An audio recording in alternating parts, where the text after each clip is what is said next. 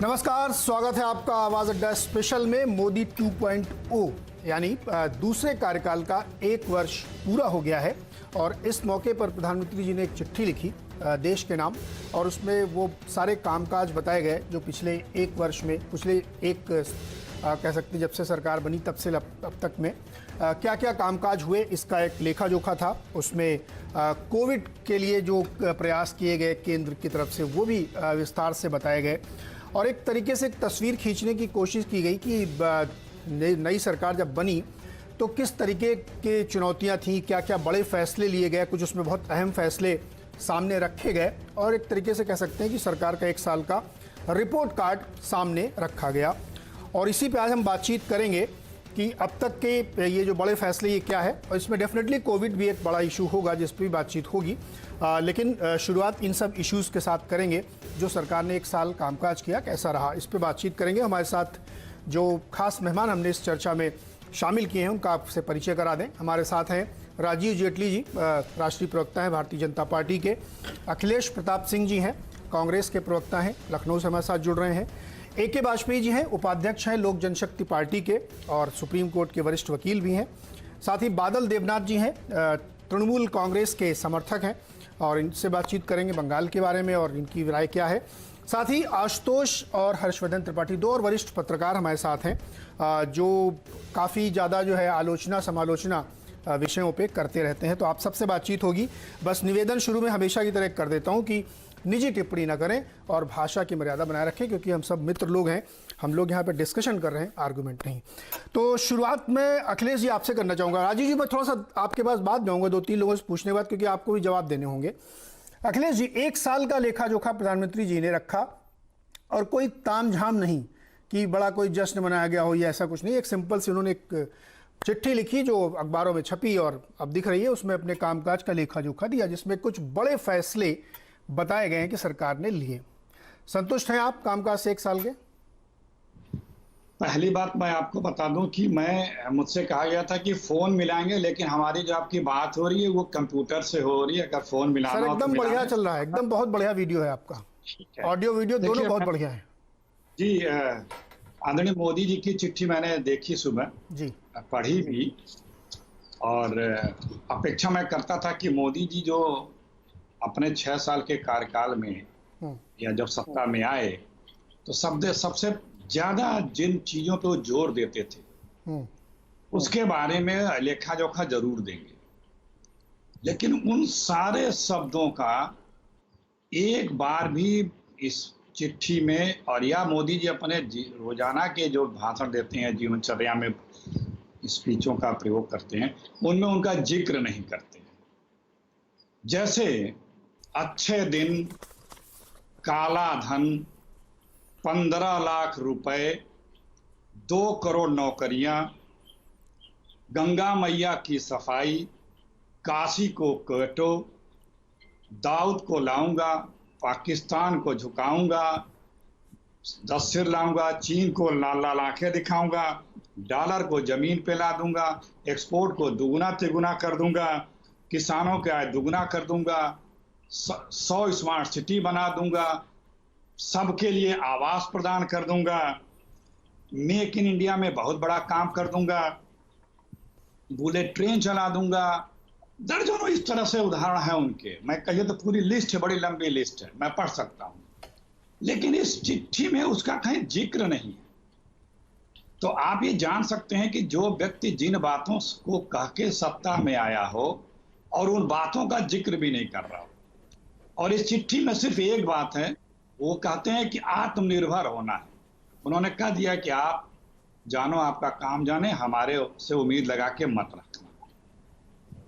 रोज लोग मर गए, ट्रेनों चली नहीं, फ्री की ट्रेनें चली नहीं, किसी भी प्रकार का आज पत्र की आवश्यकता नहीं है। पंडित जी, नीरज जी, आज लोगों के खातों में पैसे की आवश्यकता है। जब पैसे की आवश्यकता है तो आदरणीय मोदी जी पत्र लिख रहे हैं। जब भूख लगी है, उन्हें आहार चाहिए, दूध चाहिए, माँ से मांग रहा है बेटा, तो उन्हें लोन दिया जाता है। कहा जाता है कि लोन की व्यवस्था कर दी गई है, जाके ले लेना। ये इस तरह से राज नहीं चलता है। जनता कितनी त्राहि है, और जरा सा लेस मात्र भी इन पत्रों में या कहीं जी के किसी भी वक्तव्य में पीड़ा नहीं झलकती है। बीजेपी के लोगों में भी लेस मात्र भी पीड़ा या दुख नहीं झलकता पिछले 2-3 महीनों से जो हो रहा है। अभी हमारे लोग बोलेंगे, देखिएगा किस तरह से दम और अहंकार के साथ बताते हैं, ऐसा लग रहा है कि मैंने सब कुछ कितना अच्छा कर दिया है। तो ये जो जनता से दूर हट करके स्वयं आत्म प्रशंसा और पर निंदा की जो अवधारणा में अवतरित हो चुकी है बीजेपी, यह देश के लिए बहुत ही नुकसानदायक और देशवासियों के लिए बहुत ही घातक है जी। और उसी का आज फिर एक बार देखने को मिल रहा है। क्या कौन सी उपलब्धि की आपने? ठीक है, चलिए। कोई भी वादे किए थे वो बताइए ना, मैंने ये पूरे कर दिए जी। जनता को जिससे लाभ के वादे आपने किए हों। AK वाजपेयी जी, आप तो सहयोगी हैं सरकार में, और बहुत सारी बातें अभी जो अखिलेश जी ने कही और उनका संदर्भ लेते हुए आप क्या कहेंगे?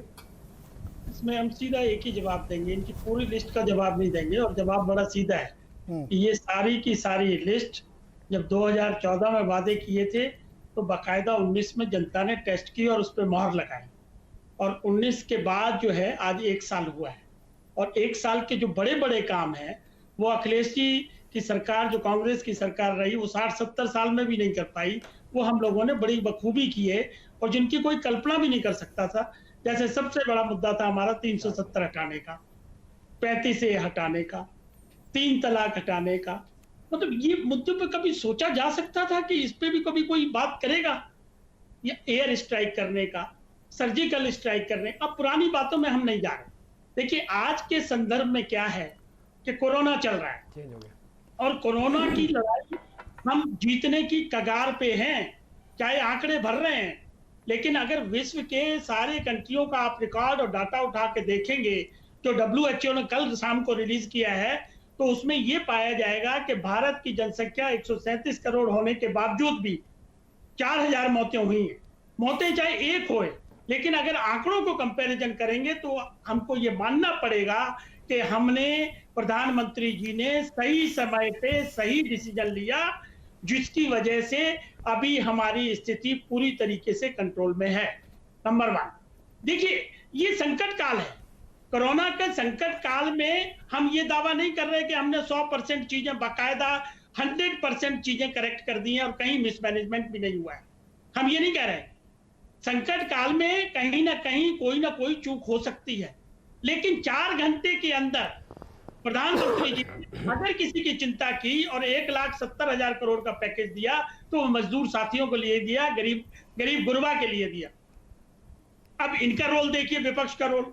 जैसे इन्होंने अभी ये बातें गिनाई, कोरोना के संकट काल के दौरान भी ये सिंपल राजनीति करते रहे, और विपक्ष का जो धर्म होता है कि युद्ध के समय में या संकट के समय में सरकार को साथ खड़े हों, या सरकार को अगर कोई सलाह देनी है तो कंस्ट्रक्टिव सजेशन दें, वो इन्होंने नहीं किया। हमने लॉकडाउन लगाया तो कह रहे भाई लॉकडाउन क्यों लगा दिया, जबकि 19 मार्च का राहुल गांधी का ट्वीट खुद का है। उन्होंने कहा था कि लॉकडाउन जल्दी लगाइए, अगर नहीं लगाएंगे तो देश में तबाही हो जाएगी। देखिए लॉकडाउन पंजाब ने लगाया 23 मार्च को, राजस्थान ने लगाया शायद 23 को और उसने 21 मार्च को। तो जब ये लॉकडाउन लगाए तो ठीक है, और अगर हम लगाए तो उसमें त्रुटि निकाल दें। फिर लॉकडाउन जब हमने एक्सटेंशन किया तो ये कह रहे भाई लॉकडाउन से कुछ नहीं होना, ये तो पॉज बटन है। देखिए मैं पूछता हूं इनसे, क्या लॉकडाउन के अलावा इस महामारी का कोई हमारे पास इलाज है? Answer is no. तो देखिए इनकी बात ना करिए। बसों पे राजनीति की इन्होंने, ट्रेन की राजनीति की, मजदूरों के साथ राजनीति की, जी वाजपेयी जी, राज्य सरकारों को देने थे उस पर भी राजनीति की। तो मेरा कहने का मतलब यह है कि विपक्षी पार्टियों ने विपक्षी धर्म पूरी तरीके से नहीं निभाया, जबकि हमने, जो हम विपक्ष में हुआ करते थे और कांग्रेस सत्ता में हुआ करती थी, 2 बार परिस्थिति बनी जब पाकिस्तान के साथ युद्ध हुआ और चाइना के साथ युद्ध हुआ, तो विपक्ष का व्यवहार ये नहीं था। विपक्ष का व्यवहार ये था कि ये सरकार के साथ खड़े होते थे। जी ठीक है वाजपेयी जी, दोबारा आऊंगा तो आप करिएगा। एक राय मैं और ले लूं आशुतोष जी से, उसके बाद राजीव जी आपके पास आऊंगा। राजीव जी से जाने से पहले आशुतोष जी, देखिए दोनों, एक सहयोगी दल ने अपनी बात रखी और एक अखिलेश जी ने अपनी बात रखी। बहुत सारे बड़े बड़े काम हुए हैं। अब आलोचना ये हो रही कि कोविड में, मेरे पास जो उपलब्ध आंकड़े हैं उसमें 12 करोड़ किसानों के खातों में 2-2 हज़ार की 3 किस्तें अभी चली गई हैं। फ्री राशन दिया जा रहा है, जनधन में 500-500 की 3 किस्तें जा चुकी हैं, और बहुत सारे जो माइग्रेंट लेबर हैं उनको नौकरी की व्यवस्था की जा रही है, उनको पहुंचाया जा रहा है बसों ट्रेनों से। तो ये सब काम नहीं है क्या? नहीं, हमारे ख्याल से आप कोरोना पे चर्चा करने के लिए नहीं बुलाया है। कोरोना में नहीं, उससे पहले जो 4 उन्होंने गिनाए इसलिए हमने कहा उसको दोबारा नहीं करते। हाँ बिल्कुल नहीं, इसीलिए मैं आपको बता, देखिए अगर नरेंद्र मोदी जी की पिछले 1 साल के कार्यकाल की अगर चर्चा होगी तो 2 बड़े कंट्रास्टिंग पिक्चर्स आपको दिखाई पड़ेंगे, बिल्कुल विरोधाभासी, 2 अलग अलग ध्रुव पे खड़े होंगे। अगर कोई ये कहेगा क्या नरेंद्र मोदी जी ने जो बीजेपी का अपना एजेंडा था, आरएसएस का अपना एजेंडा था, क्या उसको पूरा किया? 100%, 10 में से 10, 100 में से 100, 1000 में से 1000 अंक उनको मिलेंगे। बीजेपी कहा करती थी धारा 370 हटाएंगे, उन्होंने हटाने का काम किया, बिल्कुल हैरानी की बात नहीं है। वो कहते थे हम एनआरसी लेकर आएंगे, वो कहते थे कि हम जो ये क्या कहते हैं सीए नागरिकता कानून है इसको लेकर आएंगे। उन्होंने कहा था ट्रिपल तलाक के बारे में बातचीत की थी। तो अगर आप राम मंदिर का मसला सुप्रीम कोर्ट से निश्चित तौर पर पास हुआ और अब राम मंदिर बनने जा रहा है, तो अगर आप हिंदुत्व के एजेंडे पे अगर नरेंद्र मोदी की सरकार को अगर आप उनका आकलन करेंगे तो 100 में से 100 नंबर देंगे और इसके लिए उनको शाबाशी भी मिलनी चाहिए। लेकिन सरकार सिर्फ उनके एजेंडे पे नहीं चलती है, सरकार चलती है कि बहुत सारे दूसरे मसले होते हैं, अर्थव्यवस्था का मसला होता है, विदेश नीति का मसला होता है, क्या इन पर सरकार खरी उतरी? अभी कल अर्थव्यवस्था के आंकड़े आए हैं और मार्च के महीने की तिमाही में 3.1% है। लोग कह सकते हैं लॉकडाउन हुआ था, हाँ 1 हफ्ते का लॉकडाउन था उसमें निश्चित तौर पर, लेकिन अर्थव्यवस्था लॉकडाउन लगाने के पहले से ही लगातार गिरती जा रही है और ऐतिहासिक तौर पर गिरती जा रही है। बेरोजगारी के आंकड़े हैं, क्या कहते हैं, एक्सपोर्ट का आंकड़ा है, इंपोर्ट का आंकड़ा है, इन्वेस्टमेंट का आंकड़ा है, सारे आंकड़े आप देख लीजिए वो सारे गिरते हुए दिखाई पड़ रहे थे। यही कारण है कि भारत की अर्थव्यवस्था 3.1 पे आके इस तिमाही में गिरी है। अब जो कहा जा रहा है उसमें निश्चित तौर पर उसे मोदी जी का अपना कोई कंट्रीब्यूशन नहीं है, क्योंकि लॉकडाउन की स्थिति पूरी दुनिया में है और हर जगह इकोनॉमी की जो है वो माइनस में जा रही। अगर आप विदेश नीति का मसला ले लें, आज आपके चीन से रिश्ते अच्छे नहीं हैं, आज आपके नेपाल से रिश्ते अच्छे नहीं हैं, पाकिस्तान से आपके रिश्ते हमेशा से गड़बड़ रहे हैं, और उसके अलावा उसके लिए मोदी जी जिम्मेदार नहीं, उसके लिए भारत की सरकार और भारत का जो पूरा इतिहास है वो जिम्मेदार है। अगर आप ओआईसी कंट्रीज के लिए पहली बार हिंदुस्तान के इतिहास में हुआ है जो 56 देशों को ओआईसी कंट्री ने भारत को की आलोचना की, तीखी आलोचना की, निंदा की, जो आपके ट्रेडिशनल मित्र थे, और उसमें सऊदी अरेबिया भी इन्वॉल्व है जिसने नरेंद्र मोदी को अपने देश का सबसे बड़ा पुरस्कार, सबसे बड़ा अवार्ड उनको देने का काम किया। तो अगर ये देश नाराज हैं, अगर यूरोपियन यूनियन अगर आपसे सवाल पूछ रही, कल ही उनके ह्यूमन राइट्स कमीशन का एक चिट्ठी गृह मंत्री को मिली है, अगर दूसरे संस्थान अगर कर रहे हैं तो हमें यह तो सोचना पड़ेगा ना कि क्या हम सिर्फ हिंदुत्व का एजेंडा लागू करने के लिए आए थे या इस देश के लोगों को बेरोजगारी, गरीबी, भुखमरी से निजात दिलाने के लिए भी आए थे, या हमको देश की अपनी सीमाओं को सुरक्षित करना भी उसमें एक हिस्सा था। यह भी तो देखना पड़ेगा। जी राजीव जेटली जी, कई सारे सवाल उठे हैं। हाँ नीरज जी, आप मेरे से क्या प्रश्न क्या है पहले मेरे को ये बोलिए, क्योंकि मैं थोड़ा कंफ्यूज हो गया हूँ। दो हमारे साथी हैं जिन्होंने अलग अलग तरीके की बात करी। हाँ, प्रश्न ये है कि 1 साल के दौरान जो सरकार ने अपनी चिट्ठी लिखी प्रधानमंत्री जी ने, उसमें बहुत सारे काम गिनाए गए हैं, लेकिन आशुतोष जी, अखिलेश जी कह रहे हैं कि नहीं, काम नहीं हुआ है। आशुतोष जी ने कह रहे हैं सिर्फ एक हिंदुत्व का एजेंडा हुआ। मुझे समझ में नहीं आता कि ये ट्रिपल तलाक और 335A, 370, UAPA, ये सब हिंदुत्व आरएसएस के एजेंडा कैसे हो गए? तो ये आशुतोष जी की आलोचना है। देखिए नीरज जी, आपको याद होगा पहले ऋषि मुनि यज्ञ किया करते थे, और यज्ञ किया करते थे, उनके शिष्य भी वहाँ होते थे जो शांति से चाहते थे कि हमारा यज्ञ संपन्न हो जाए, हम अपने यज्ञ की तरफ आगे बढ़ते चले जाएं। लेकिन कुछ लोग बीच में आते थे जो नहीं चाहते थे कि ये सब यज्ञ संपन्न हो जाए। वो आपने देखा होगा, बहुत सारे धारावाहिक सीरियल भी ऐसे आते हैं, ग्रंथों में भी लिखा गया है कि उसमें आके यज्ञ में कभी पानी डाल देते थे, कभी कोई और चीज़ डाल देते थे ताकि ये यज्ञ संपन्न ना हो सके। इस देश की जनता देश के प्रधानमंत्री के साथ एक यज्ञ कर रही है, और उस यज्ञ के अंदर जो आहुति दी जा रही है उसका बार बार प्रमाण भी दे रही है कि हम यज्ञ को संपन्न करके दिखाएंगे। पहले भी 5 साल हमने उस यज्ञ को किया, उसके बाद उस यज्ञ को आगे बढ़ाने के लिए देश की जनता ने पूर्ण हमारे को बहुमत दिया। इतिहास में बार बार ऐसा नहीं होता कि इतनी भारी तादाद में देश के प्रधानमंत्री को, देश में किसी सरकार को इतनी भारी बहुमत से चुन लिया जाए। लेकिन फिर भी जिनका जो कार्य है वो करते रहेंगे, और जो देश की जनता है जो चाहती है कि हम शांति प्रिय तरीके से इस देश को आगे बढ़ाते चले जाएं, वो भी अपना कार्य करेगी, और देश की सरकार भी उनके प्रति उत्तरदायी है, उनके प्रति अकाउंटेबल है, वो भी पीछे नहीं हटने वाली है। हिंदुत्व के एजेंडे की बात कर रही है ये, देश का किसान, देश का जवान, देश का मजदूर, देश की महिलाएं, देश की बच्चे, ये सब लोग क्या हिंदुत्व के एजेंडे में आते हैं? क्या देश का जो मुसलमान, जो हमारी जितनी भी सरकारी योजनाएं हैं उसमें आपको ये जानकारी शायद हो किसी को इनमें से कि 30% भागीदारी मुसलमानों की है उसके अंदर। जितनी भी सरकारी योजनाएं हैं अगर आप उसमें जनसंख्या का रेशियो भी देखें तो कितनी जनसंख्या मुस्लिम समाज की इस देश के अंदर और कितनी भागीदारी उनकी है? 30% भागीदारी सारी योजनाओं के अंदर। तो ये हिंदुत्व के एजेंडे में आती है क्या? इस देश के अंदर अगर कोई भी व्यक्ति चाहता है कि मेरी सीमाएं मजबूत हो, हमारा विदेश नीति मजबूत हो, लेकिन विदेश नीति का मतलब यह नहीं होता कि हम सरेंडर करके बैठ जाएं किसी देश के सामने। जब भी किसी चोर को आप अपने घर में दरवाजा खोल के कहेंगे आइए चोरी कीजिए, वो आपकी हत्या नहीं करेगा। वो आपकी हत्या का प्रयास तब करेगा जब आप उसका विरोध करेंगे। और विरोध करना अगर आपको लगता है कि हमारी विदेश नीति को कमजोर कर रहा है तो मुझे लगता है इससे बड़ी गलतफहमी में नहीं है। आज देश में कितनी बड़ी तादाद में आपने देखिए, हमने हमारा विदेश मंत्री ने इसको स्टेटमेंट दी है, हम किसी भी अपने पड़ोसी देश के साथ बेहतर तरीके से संबंध बनाना चाहते हैं, मजबूत संबंध बनाना चाहते हैं। इसका मतलब ये नहीं कि हम कंप्रोमाइज कर लेंगे किसी बात पे। आत्मनिर्भर भारत अगर बनेगा तो नो डाउट उनको कोई ना कोई नुकसान तो होगा। उस नुकसान की भरपाई के लिए अगर कोई दूसरी रास्ता अपनाने की कोशिश करेगा तो रास्ता देश की जनता नहीं अपनाने देगी। देश के प्रधानमंत्री इतने सक्षम है, पहले की तरह भारत नहीं है। अब बात यहां पर यह आती है कि हम सारी बातों को दरकिनार कर दें। आप ये देखिए, इस देश के दुनिया के अंदर बहुत सारे देश ऐसे हैं, अमेरिका है, ब्राजील है, स्पेन है, जर्मनी है, इटली है, बहुत सारे देशों को अगर आप मिला भी ले तो उन देशों के अंदर जितनी जनसंख्या है उससे ज्यादा जनसंख्या भारत की है। इस महामारी के दौर में भी भारत के अंदर उधर 30 लाख कोविड के केसेस हैं। इस महामारी के अंदर जो डेवलपिंग कंट्री और डेवलप्ड कंट्री नहीं है, जिसके पास बहुत पैसा नहीं है, उसमें बावजूद उसके हम उनसे 20 करोड़ फालतू जनता होने के बाद भी हम 1,65,000 पर है, जहां 30 से 37 लाख केसेस आ चुके हैं। ये देश के प्रधानमंत्री की जो नीति थी, देश के प्रधानमंत्री की जो रणनीति थी, जिसके बारे में बार बार पूछते हैं कि आप क्या करने वाले, पांचवें में क्या करेंगे, चौथे में क्या करेंगे, तीसरे में क्या करेंगे, सेकंड राउंड के लिए कुछ बचा के रखिए भाई। बहुत बैठे बैठे ब्रश करते हैं जी, ब्रश करते करते ट्वीट करते हैं। बाहर की जनता देखी नहीं, देश के ठीक है जेटली जी के घर में पहुंचाने का काम इस देश के। हर्षवर्धन की बात चलते हैं, उसके बाद बादल जी के पास। हर्षवर्धन, मैं कहना चाहता हूं सरकार के कामकाज को नकार देना और एक नैरेटिव बन जाना कि कुछ किया ही नहीं है, जबकि इतने बड़े बड़े काम हुए। और आशुतोष जी तो कह रहे हैं कि हिंदुत्व का एजेंडा, मुझे समझा था 35 से कैसे हिंदुत्व का एजेंडा है, 370 कैसे हिंदुत्व का एजेंडा, इवन राम मंदिर कैसे हिंदुत्व का एजेंडा है। कांग्रेस कहते कि वो नहीं चाहती थी राम मंदिर बने, तो मैं मान लूंगा वो हिंदुत्व का एजेंडा है। लेकिन सरकार चुनाव जीत के आती है बार बार, और मोदी जी के जो भी काम हैं उसको अप्रूवल मिलता है पब्लिक से वोट के जरिए, फिर भी लगता है काम नहीं हो रहा है क्या?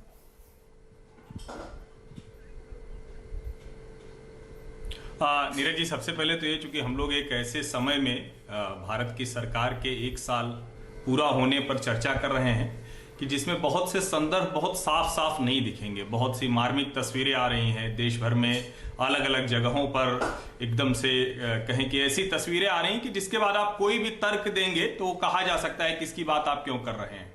लेकिन चूंकि सरकार का 1 साल पूरा हुआ है, दूसरा कार्यकाल है नरेंद्र मोदी का, तो 6 साल हो गए कुल मिला के, तो उसकी चर्चा तो करनी पड़ेगी। और मुझे लगता है कि 2 तरीके होते हैं, एक तो ये कि हम अपने मन के जो भी आग्रह दुराग्रह हैं उसके साथ चर्चा कर लें, या एक ये करें कि जिन लोगों की हम बात करते हैं उनके संदर्भ उठाकर देख लें और दुनिया के संदर्भ उठाकर देख लें। तो मैं अपने आग्रह दुराग्रह दूर रखता हूं, जो भी है, मेरे अच्छे बुरे जो भी हैं। मुझे याद है कि जब उत्तर प्रदेश का चुनाव हो रहा था विधानसभा का, तो कुछ देश के बड़े पत्रकार निकले थे और उत्तर प्रदेश में गए, और उनमें से एक ने दिल्ली में प्रेस कॉन्फ्रेंस में एक जवाब दिया कि हम खोज रहे थे कि जो नरेंद्र मोदी सरकार की उज्ज्वला योजना है उसका सिलेंडर हमें न मिले, लेकिन गरीब से गरीब घर में हम गए और उसके बावजूद हमें वो सिलेंडर दिख गया। वो ऐसे पत्रकार हैं जो आलोचना लगातार करते रहते हैं, तो इसमें कोई दिक्कत नहीं है। हो सकता है कि कोई कहे कि आप सरकार का पक्ष रख रहे हैं, आप सरकार के पक्ष में नहीं है, लेकिन कम से कम ये तो मान लेना चाहिए कि उन योजनाओं पर, उन कामों पर जिसको हम बार बार कहते थे, क्या सबसे कमजोर के पास, सबसे गरीब के पास, सबसे वंचित के पास सरकार कुछ ज्यादा सफलता से मदद पहुंचा पा रही है क्या? और इसका अगर हम जवाब खोजें तो मैं पुरानी सारी योजनाओं की बात छोड़ दूं, जिस समय हम हैं, ये बीमारी का समय है। और आयुष्मान भारत एक योजना शुरू हुई थी 2018 में, कहा गया कि ये चुनाव जीतने के लिए की गई योजना है। अगर ये मान ले हम, तो निश्चित तौर पर जनता ने उसको अप्रूवल दे दिया। लेकिन उसके बाद की मैं बात करूं, तो मैं जब इस बहस के लिए आ रहा था, तो उसके पहले मैंने आंकड़े देखे जी। तो 1 करोड़ लोग आयुष्मान भारत से अलग अलग सरकारी और निजी अस्पताल में वो लाभ ले चुके हैं, और करीब 2,500 लोग तो इस बीमारी के दौरान भी रहे हैं। ये एक आंकड़ा है। लेकिन चूंकि और ढेर सारे आंकड़े हैं, उन आंकड़ों पर मैं ना भी जाऊं, तो कम से कम इस दौरान जो बार बार जानकार कह रहे हैं कि किसान के लिए इतना ऐतिहासिक रिफॉर्म कभी नहीं हुआ, किसान अपनी उपज की कीमत तय कर सके, ये कोई सरकार करने का साहस नहीं कर सकी। राज्य सरकारें अड़ंगा लगाती रही, एपीएमसी के दायरे में लाती रही, एसेंशियल कमोडिटी एक्ट बताती रही, और कॉन्ट्रैक्ट फार्मिंग पे तो ऐसे भागती रही जैसे गर्म तवा छू लिया हो। और विदेश नीति का आज मसला यह है कि भारत जिस मुद्दे पर खड़ा होता है, उसके साथ दुनिया के सारे देश खड़े होते हैं। और चीन को पहली बार डब्ल्यूएचओ के फोरम पर उसके खिलाफ प्रस्ताव आता है एक तरह से कि हमें वायरस का ओरिजिन जानना है, और उसको बैकआउट करना पड़ता है। भारत उस प्रस्ताव के समर्थन में था। तो आप कैसे देखना चाहते हैं? अगर आप भारत देश की तरह देखना चाहते हैं, भारतीय की तरह देखना चाहते हैं, तो बड़े गर्व का एक वर्ष है, और हमने इन 1 सालों में वो उपलब्धियां हासिल की है जिसकी दुनिया तारीफ कर रही है। अभी 3 दिन पहले मालदीव और संयुक्त अरब अमीरात ने पाकिस्तान को जोरदार तमाचा मारा है। पाकिस्तान ने कहा था कि इस्लामोफोबिया हो रहा है भारत में, और अल्पसंख्यकों के, मुस्लिमों के अधिकार छीने जा रहे हैं। मालदीव ने और संयुक्त अरब अमीरात ने कहा कि ये हम नहीं खड़े होंगे आपके साथ। जी ठीक है हर्षवर्धन, इसको थोड़ा आगे बढ़ाते हैं। बादल जी भी हमारे साथ जुड़े हुए हैं। बादल देवनाथ जी, आपकी शुरुआती टिप्पणी, उसके बाद चर्चा ओपन करता हूं मैं। बादल जी। बादल देवनाथ जी। हाँ नमस्कार जी, सवाल पूछिए। मोदी सरकार का 1 साल कैसा रहा? नीरज जी, पहले मैं माफी चाहता हूँ, मेरा नेट ठीक से काम नहीं कर रहा है। कोई बात नहीं सर, आप फोन पे जुड़े हुए हैं, आपकी आवाज आ रही है। पहली बार सीएनबीसी आवाज से मेरा स्काइप से काम चल रहा है। दूसरी बार जब आएगा स्काइप में मैं ठीक ठाक कर लूंगा, सब गलती से माफी मांग रहा हूँ। और दूसरा बात है, 1 साल तो हुआ मोदी जी का दूसरे चरण में, और पहले जो 5 साल था, आज मोदी जी आत्मनिर्भर का बात कहा। मैं एक बात कहना चाहता हूँ नीरज जी, आत्मनिर्भर भारत पहले नहीं था। 1947 के पहले कोई आत्मनिर्भर नहीं था। 1000 साल पहले कोई नाना प्रताप, शिवाजी कोई आत्मनिर्भर नहीं था। ब्रिटिश समय महात्मा गांधी, रविंद्रनाथ, स्वामी विवेकानंद आत्मनिर्भर नहीं थे। अभी भी जो प्लेयर है, खिलाड़ी है, क्रिकेट प्लेयर, फुटबॉल प्लेयर जो भी है, वो लोग आत्मनिर्भर नहीं है। जब कोरोना जब चल रहा है, कोरोना में जब लाखों करोड़ों लोग भूखा मर रहे हैं, तब तो आत्मनिर्भरता का बात आया। तो मैं यही कहना चाहता हूँ, आत्मनिर्भरता पहले भी था, आज भी है। लेकिन मोदी जी जो मैं काल देखिए, खाद्य मंत्री ने क्या बताया, जो बंगाल में जो चावल भेजा है उसका पर क्विंटल में 2,500 रुपया करके दे रहा है, फ्री में नहीं दे रहा है। खाद्य मंत्री रामविलास पासवान ने खुद बताया कि मैं फ्री में बंगाल में चावल नहीं भेज रहा हूँ। तो ये ऐसे आत्मनिर्भरता का बात आता है। मैं बार बार प्रधानमंत्री कहना चाहिए, उसको ईमेल भी किया, गृह मंत्रालय में मैंने ईमेल किया। जो प्रवासी श्रमिक बाहर है, 14 करोड़ के ऊपर प्रवासी श्रमिक बाहर है, उसको पहले घर पहुंचा जाए, उसके बाद लॉकडाउन होने से अच्छा होता। लेकिन मोदी जी को पता ही नहीं था, इतना बड़ा इंटेलिजेंस उनको पता ही नहीं था जो 14 करोड़ के ऊपर प्रवासी श्रमिक बाहर है, इनको घर पहुंचाना चाहिए। सड़क पर लोग मर रहे हैं, ट्रक के नीचे मर रहा है, रेल लाइन के नीचे लोग मर रहे हैं, हजार लोग मर रहे हैं, भूखा मर रहे हैं। काल एक बादल जी राज्य सरकारें कुछ करेंगी, खाली वो सत्ता भोगने के लिए वहां बैठी हुई हैं। हर राज्य की यही कंप्लेंट है कि कुछ नहीं हो रहा, मोदी जी कुछ नहीं कर रहे हैं। तो राज्य सरकारें किस लिए चलाई जा रही हैं? क्या काम है राज्य सरकारों का? ऐसा नहीं बोल रहा हूँ, ऐसा नहीं बोलना चाहता। आज प्रधानमंत्री खुशी नहीं, जिसको देखो आप, महाराष्ट्र को देखो, राज्य सरकार की जिम्मेदारी नहीं है, राजस्थान को देखो, उनकी जिम्मेदारी। अरे राज्य सरकारें काम क्या करती है फिर? वो एक बात तो कहने दीजिए, आत्मनिर्भरता का बात जब आया तो स्वच्छ भारत अभियान कहाँ हुआ? Make in India, digital India, smart city कहाँ पर है? आप बताइए। तो आज बेटी बचाओ बेटी पढ़ाओ का क्या हुआ है? तो 6 से क्या हुआ है गांव में जाके देखिए ना। अगर आप आंकड़ों पे बात करते हो तो मैं आपको आंकड़े देता हूं। फिर बादल जी थोड़ा सा मतलब आप लोग ऐसी चर्चा करने लगते हैं कि आत्मनिर्भर क्या है, 200 साल पहले में आत्मनिर्भर नहीं थे, अब नहीं है। क्या आत्मनिर्भर का मतलब क्या, पहले वो तो समझिए, फिर सर आप डिबेट करिएगा। मतलब आप लोग डिबेट को ऐसी जगह पे ले जाएंगे, एकदम शैलो बात करने लगेंगे। आप आत्मनिर्भरता का मतलब यहाँ पे इकोनॉमिक इंडिपेंडेंस है कि आज हमारी जो डिपेंडेंसी है उसको कम करना है कि नहीं आपकी डिपेंडेंसी? है तो उसी की तो बात वो कर रहे हैं। किसी चीज को स्वीपिंग रिमार्क्स में एकदम नहीं खत्म कर देना चाहिए जो मैं कह रहा हूं। चलिए मैं डिबेट को ओपन करता हूं। अखिलेश प्रताप सिंह जी, आप कह रहे हैं कि काम हुआ नहीं है। आप उत्तर प्रदेश से आते हैं और मैं भी उत्तर प्रदेश से आता हूं और हमने वहां भी देखा चुनाव में किस तरीके है। क्या वहां पे टॉयलेट नहीं बने? क्या वहां गरीबों को घर नहीं मिले? क्या वहां पे उज्ज्वला योजना गैस नहीं मिली? क्या वहां पे बच्चों को वजीफा नहीं मिला? क्या मुसलमानों के साथ वहां ज्यादती हो रही है? काम नहीं हो रहा वहां पे? आप अगर इस सब चीजों की बात करना चाहते हैं तो मेरे पास सारे आंकड़े हैं और वो भी पार्लियामेंट के हैं। अगर आप समय दें तो एक एक करके मैं आपके सारे संक्षेप में डिबेट ओपन है सर, संक्षेप में दीजिएगा। सारे आप सब असत्य बोल रहे हैं। उज्ज्वला योजना क्या फ्री की है? तो फ्री में क्यों देंगे भाई? उन्होंने कब कहा कि फ्री में देंगे सब? बस हो गया मेरा जवाब हो गया ना। ठीक है, अब दूसरे की बात चलता हूं। हर चीज मतलब ये नहीं दी वो नहीं दी। जवाब देखिए भाई जी, बोलने दी, बोलिए करके दे दूंगा। फिर अगर फ्री की नहीं है तो फिर किस बात की पीठ छोंकना? बिजनेस कर रहे हो, फिर पैसे कमा रहे हो। आसान किस बात का कि हमने गरीबों को योजना दी? बस हो गया मेरा एक बात का जवाब आ गया। दूसरे मैं अभी सुन रहा था, शुरुआत किए थे बीजेपी के प्रवक्ता कि यज्ञ ऋषि मुनि करते थे और उसमें आके कुछ लोग विघ्न डालते थे। मुझे याद आया कि उसी काल में उन पवित्र ऋषियों मुनियों का भेष धर करके नाना प्रकार के अमानुष व्यक्ति भी कुकृत्य करते थे, चाहे सीता हरण हो और चाहे कालनेमी हनुमान जी की बात हो जी। अब जो उदाहरण उन्होंने दिया उसी परिप्रेक्ष्य में मैं भी इन्हें बता रहा हूं। कौन हो सकता है कि ये छद्मवेशी होंगे कि कौन से यज्ञ करने वाले लोग ये होंगे? दूसरी बात भाई उन्हें जिक्र किया तो मैंने उसका जवाब किया। आज आपने शुरुआत की मोदी 2। नीरज जी, मैं आपसे एक बात करता हूं। आज से अगले एक हफ्ते तक आप बीजेपी 2 या एनडीए 2 कह के देख लीजिए, या कोई चैनल वाला कह के देख ले, या कोई एंकर कह के देख ले। कहे आज अभी शुरू करिएगा, मोदी 2 मत बोलिएगा, कहिएगा ये बीजेपी 2 या एनडीए 2। अखिलेश जी सुनिए प्लीज, बात रख रहा हूं। आप डिबेट को ये मैं बात रखता हूं। देखिए आप डिबेट में वो बातें करते हैं ना कि जो फिर लॉजिक से परे चली जाती हैं। हम लॉजिक की बात करते हैं। अब आपने अभी आंकड़े गिनाए, हाँ, उस पे किसानों को कितने करोड़ दे दिया और कितने करोड़ किसानों को दे दिया? 3 किस्तें, 2-2 हजार की किस्तें 12 करोड़ किसानों को। 12 करोड़ किसानों को। आपको पता है कितने किसान रजिस्टर्ड हैं? कितने? नहीं आप बताइए। 12 करोड़। अरे आप डाटा लेके बैठे, बताइए ना, मैं तो बता चुका हूँ।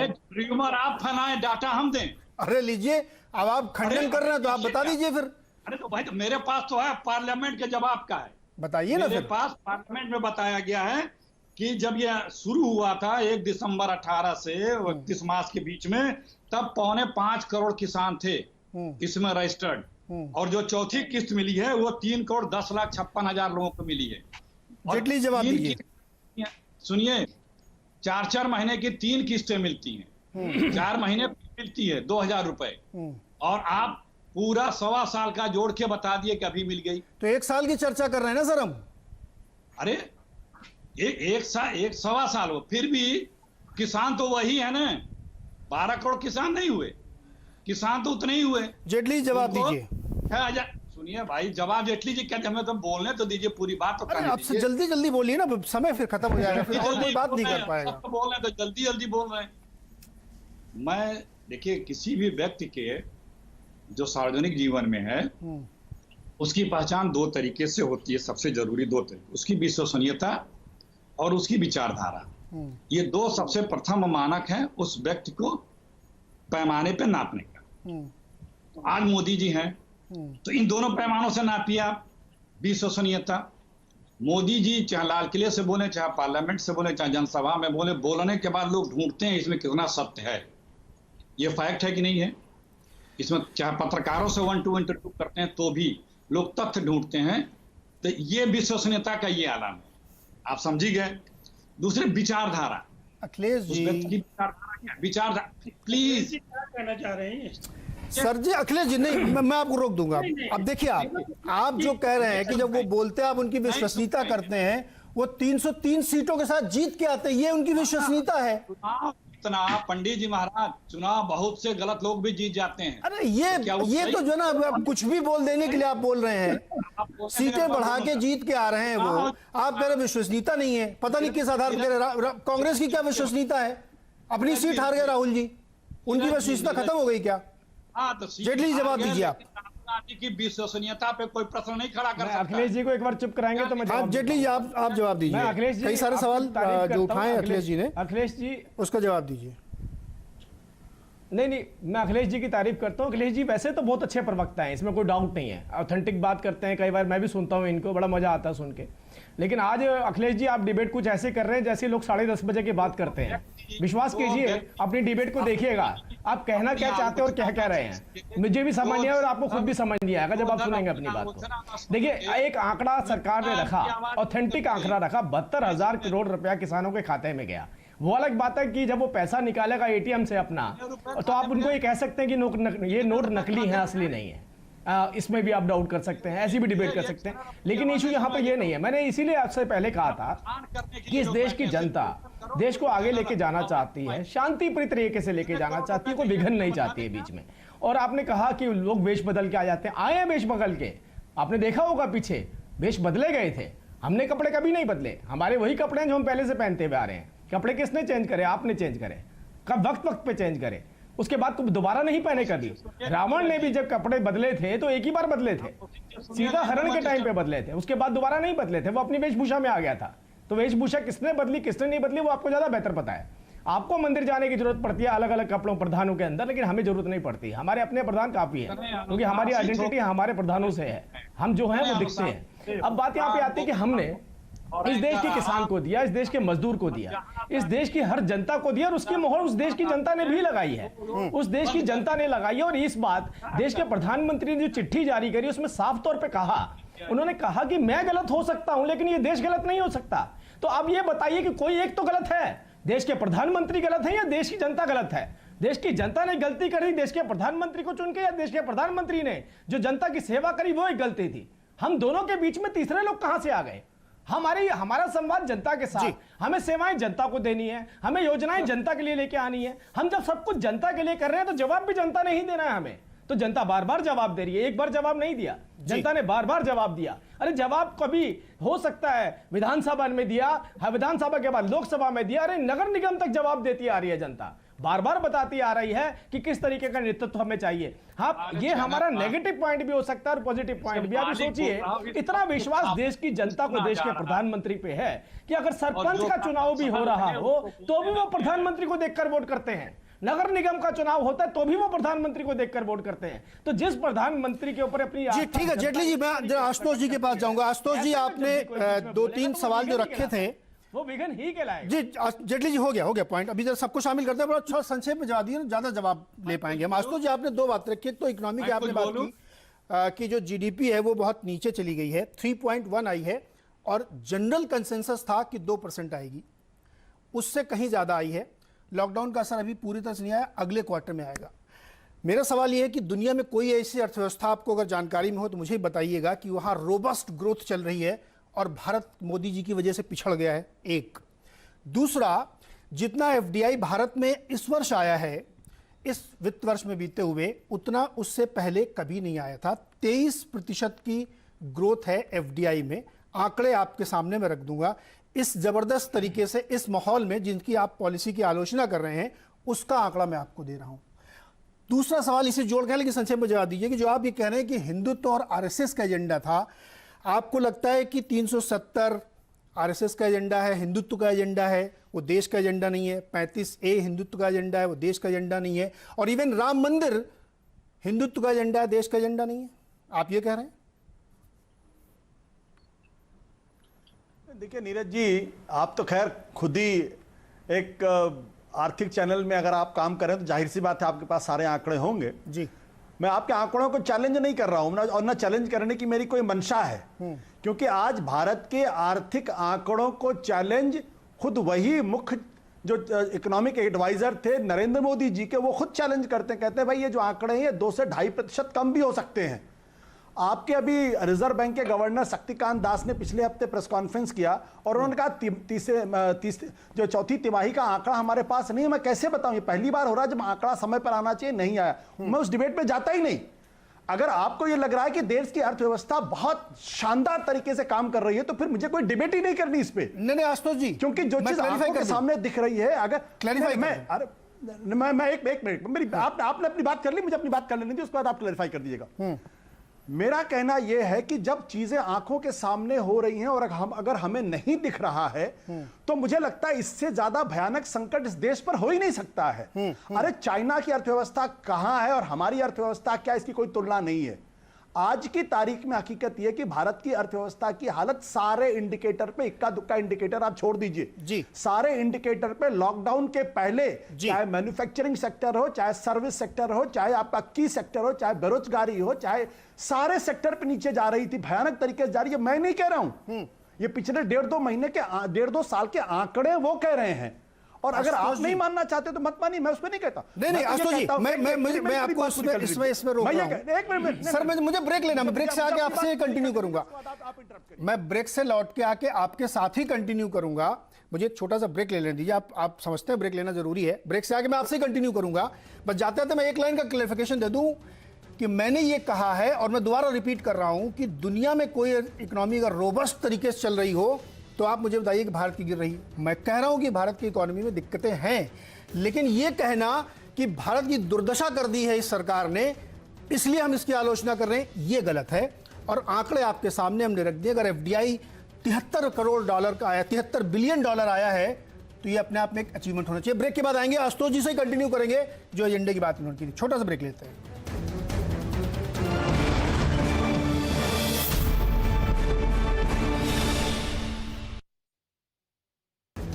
स्वागत है एक बार फिर से आपका आवाज अड्डा स्पेशल मोदी 2.0 एक साल पूरा हुआ है, उस पर हम बातचीत कर रहे हैं। हमारे साथ बहुत ही खास पैनल है और ब्रेक से पहले आशुतोष जी अपनी बात कंप्लीट कर रहे थे, मैंने उनको बीच में रोका था। आशुतोष जी अपनी बात कंप्लीट करें प्लीज, संक्षेप में रखिएगा जिससे हम ज्यादा बात कर सकें। हाँ, आप जी आपने ये कहा था कि रोबस्ट इकोनॉमी ग्रोथ कहां हो रहा है। अभी 3 दिन पहले लाइव मिंट ने एक स्टडी किया है।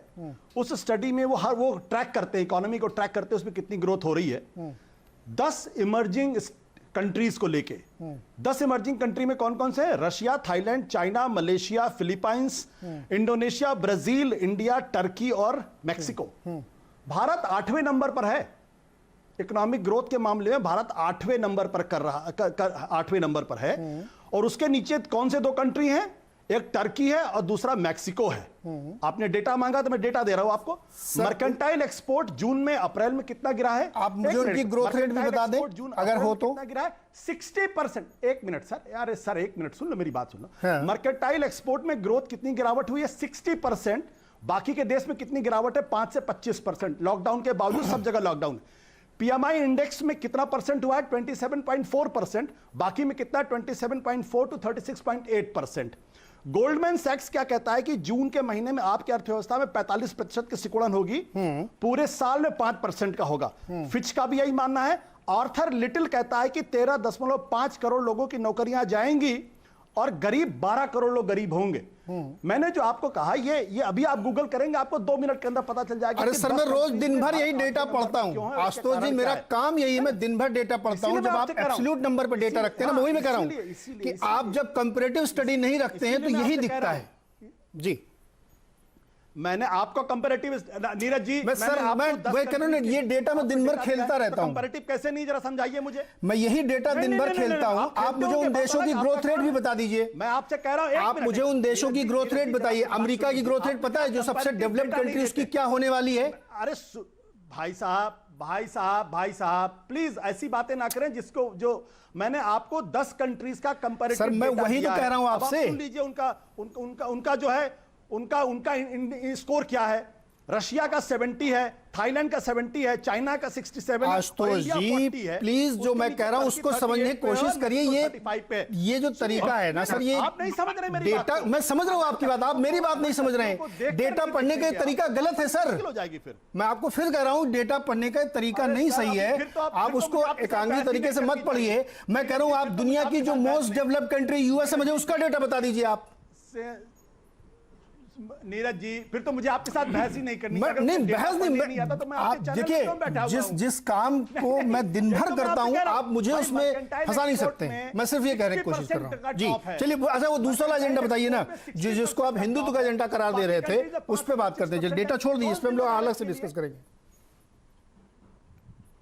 अरे नहीं सर, आप डेटा में मुझे पकड़ ही नहीं पाएंगे, ये तो मैं आपसे कह रहा हूं।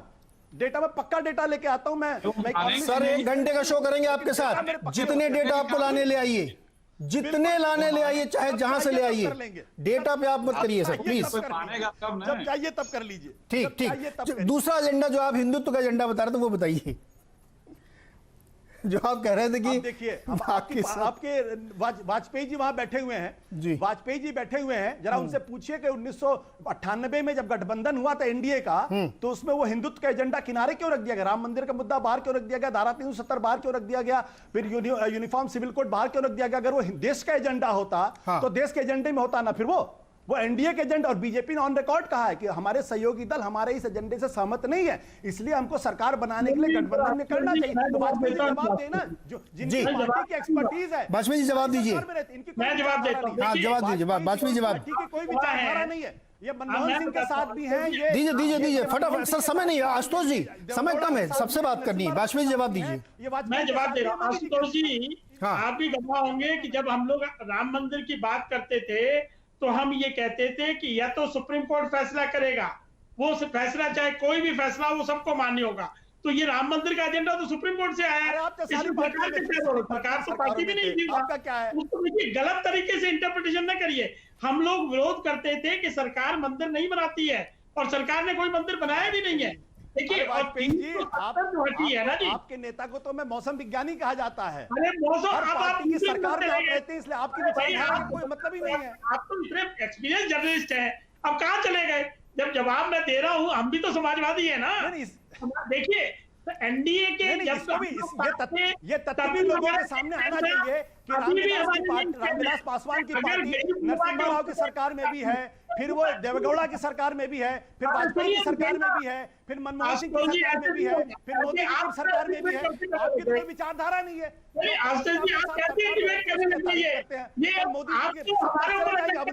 आलोचना करेंगे। देखिए मेरी बात सुनिए, कम टू द पॉइंट। देखिए मेरी राम मंदिर मैंने एक्सप्लेन कर दिया, और देखिए हम लोगों का हमेशा ये रोल रहा है। इस सरकार में भी आप याद करिए, एक छोटा सा एग्जांपल देता हूं, SC ST का एक्ट जब सुप्रीम कोर्ट ने डाइल्यूट किया तो किसने स्टैंड लिया था? हमने स्टैंड लिया, और हमने उनको कन्विंस किया कि ये गलत है और इसको आप रिस्टोर करिए। देखिए हमारा ऊपर अटैक न करिए, हमारा रिपोर्ट बहुत पाक साफ है। देखिए और एनडीए और यूपीए उसमें कोई छुआछूत नहीं है। नहीं। कोई ऐसी पॉलिटिकल पार्टी नहीं है जो एनडीए में। बादल जी से बात नहीं हो पाई ज्यादा, मैं बादल देवनाथ जी और हर्षवर्धन के पास जाऊंगा। Please please please please Vajpayee ji, आपकी और आपकी पार्टी। बादल देवनाथ जी, इसको तो ऐसा नहीं करना। वाजपेयी जी रुकिए एक मिनट, जरा बादल देवनाथ जी और हर्षवर्धन जी से बात कर लूं मैं। समय कम, इसलिए छोटे छोटे जवाब दीजिए प्लीज, पॉइंटेड जवाब दीजिए। बादल देवनाथ जी, 1 साल या पिछले 6 साल के पूरे आप जोड़ लीजिए तो उसमें 38 करोड़ जनधन खाते खुले जिसमें पैसे जाते हैं, 3.5 करोड़ बच्चों को वैक्सीनेशन दिया गया है, और 2 करोड़ मुफ्त में PMY की तरह घर बना के दिए गए हैं, 8 करोड़ गैस कनेक्शन दिए गए हैं, 11 करोड़ टॉयलेट बनाए गए हैं, और 1,80,000 किलोमीटर ग्राम सड़क योजना बनाई गई है। विकास नहीं तो क्या है?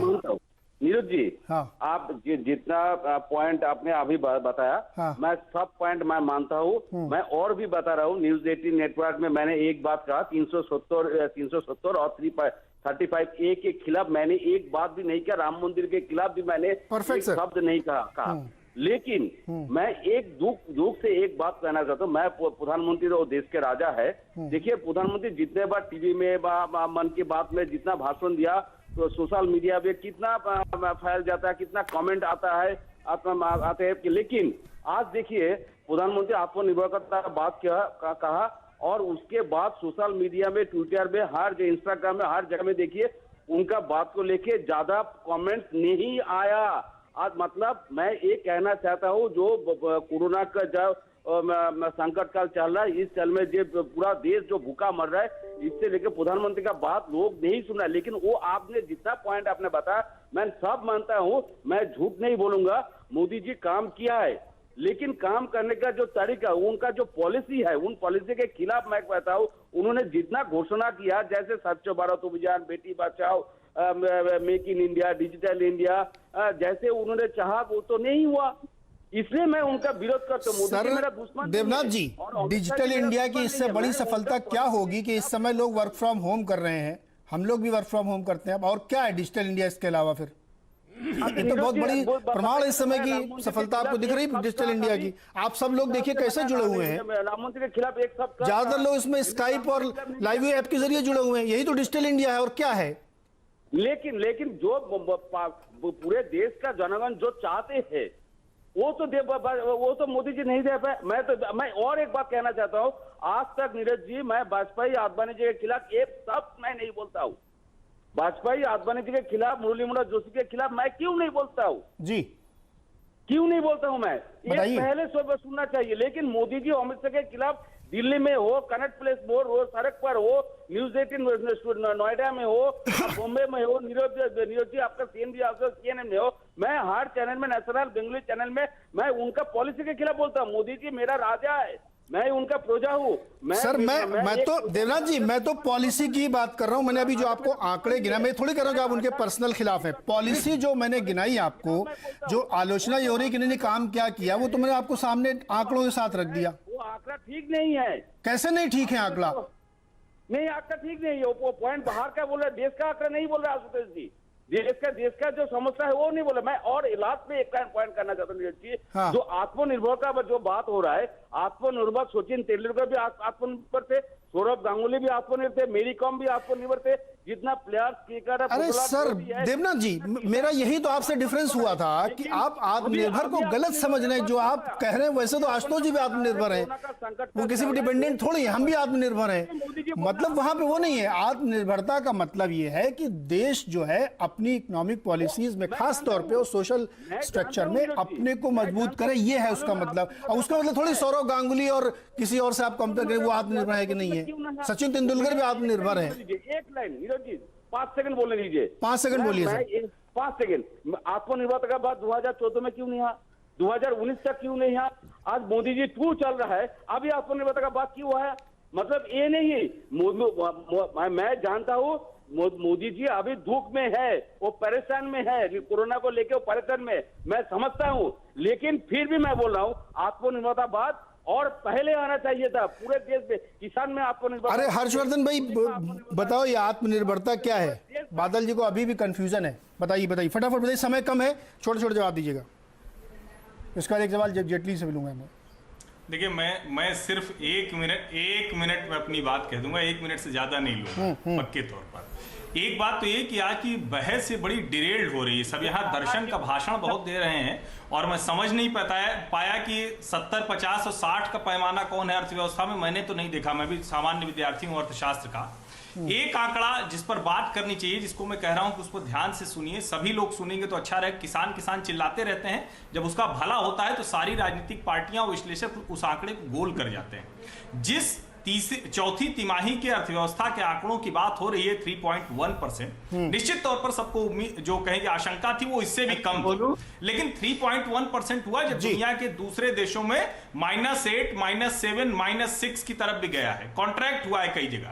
और एक चीज मैं आपको बताऊं कि इसी तिमाही में 5.9 की एग्रीकल्चर ग्रोथ है, जिसकी चर्चा देश में कोई नहीं कर रहा। सारे किसानों के पैरोकार अचानक हाय किसान चिल्लाते हैं। दरअसल ये जो है ना, ये दोहरापन जो जीवन में जीने का है। जब जो जी हर्षवर्धन पॉइंट आपने रख दिया। बात करना मुझे लगता है कि ये ज्यादा खतरनाक है। जो देश के बड़े बड़े अर्थशास्त्री थे, एग्री अर्थशास्त्री थे, उनको भी लगता था कि 2% से ज्यादा कृषि ग्रोथ नहीं आएगी 2.2 के सामने, लेकिन वो 5.9 आई। और इस बार भी फसल बड़ी रोबस्ट हुई है।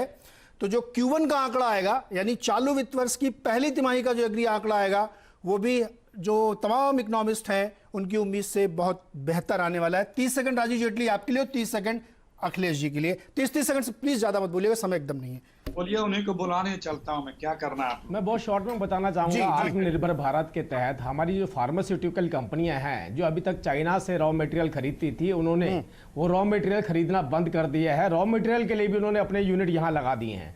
गुजरात की बहुत बड़ी बड़ी कंपनियां ऐसी हैं जिन्होंने पूरा संबंध चाइना से तोड़ दिया, तो उसे कहते हैं हम आत्मनिर्भर। ये बार बार जो आत्मनिर्भर को लेकर कंफ्यूज कर रहे हैं। हमारा स्टार्टअप जो आगे बढ़ना चाहता है, जिसके तहत वेंटिलेटर बनाए जा रहे हैं, जो स्टार्टअप जिसकी शुरुआत देश के प्रधानमंत्री ने करी थी। देश के पास चुनौतियां थी, 18 लाख रुपए का वेंटिलेटर आता था, उसकी कॉस्ट लगभग 3 लाख रुपए भारत के अंदर पड़ी, जिसको ऑटोमोबाइल कंपनियों ने बनाया। इसे आत्मनिर्भर भारत जी ठीक है सर, 30 सेकंड हो गए सर, 30 सेकंड हो गए। अखिलेश जी 30 सेकंड आपके लिए। सर अखिलेश जी। देखिए, अभी मैं सुन रहा था हर्षवर्धन जी को, कृषि के बारे में बहुत बता रहा था। हर्षवर्धन जी, पता है आपको उत्तर प्रदेश में गन्ना किसानों का इस साल का कितना बकाया है? 16,000 करोड़ रुपए। कौन पेमेंट करेगा? आप करेंगे कि योगी जी करेंगे? अखिलेश जी, आपको पता है कि इस सरकार ने कितना एरियर दिया है?